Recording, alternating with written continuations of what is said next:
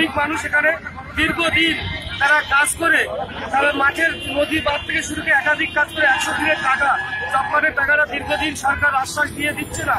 এবং সেই সঙ্গে আমাদের বাংলার যে আবাস যোজনার ঘরগুলো বারবার সরকারি পক্ষ থেকে এনকোয়ারি হয়েছে, কিন্তু ঘরগুলো আজও পর্যন্ত ছাড়ছে না।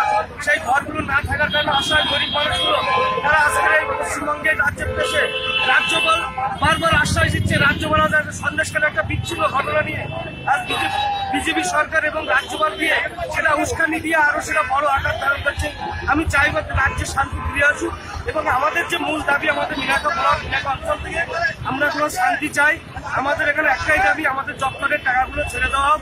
আমি বিজেপি